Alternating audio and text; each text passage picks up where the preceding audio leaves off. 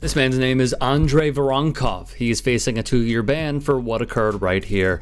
So Voronkov yells instructions to his team during a break in the match, then takes one of his players away from the huddle and allegedly says, quote, "Why are you suffering from that monkey again?" Who was this comment directed at?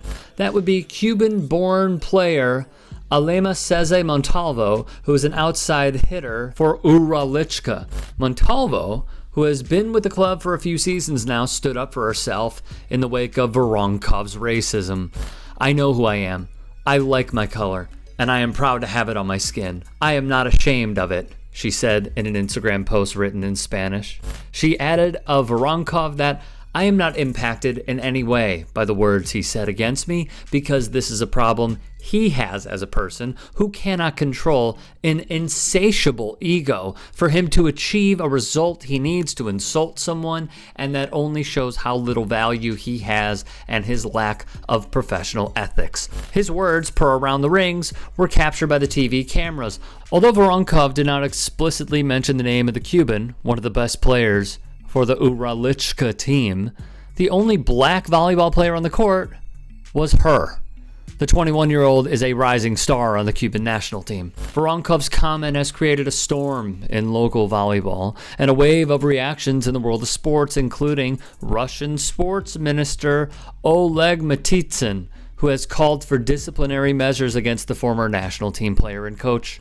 Recently, the Russian Volleyball Federation Disciplinary Commission ruled that Voronkov was guilty of a disciplinary breach and recommended a ban of up to 2 years. That now has to be approved by the Federation's ruling executive committee. At the time of the Grio's printing, the commission noted that Voronkov and his club, Lokomotiv Kaliningrad, which won the championship series, had refused to apologize to Montalvo. Montalvo has played in Russia since 2019 and continues to show how bigotry pays her no mind whatsoever. Furthermore, she wrote on Instagram, "I can only say that I personally have no problem with this, even with him who dared to disrespect me. I'm left with the satisfaction that even being offended by this man, he couldn't make me break down or stop me from doing my job or stopping the game," said the Caribbean player who was one of the most featured in this final. Only recently did Russia's Volleyball Federation make a ruling on the coach. The executive committee has just ended,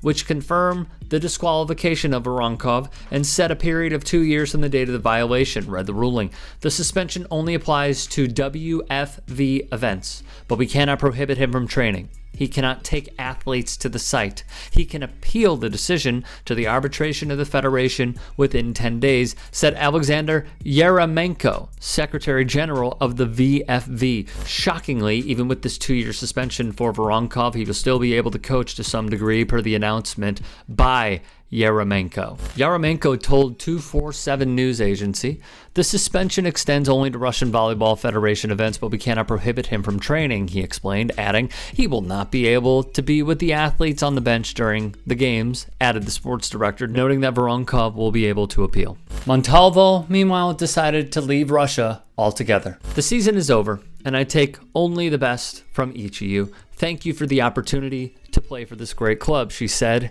in the farewell message on social media. According to Mikhail Karpol, coach of Uralichka, the Cuban's decision has nothing to do with the scandal, he told the Match TV. "She was a key player. She scored a large number of points per game, so it will be difficult to find her replacement," said the coach, grandson of the legendary coach Nikolai, who managed a good number of Cuban players in the last 2 decades for the club.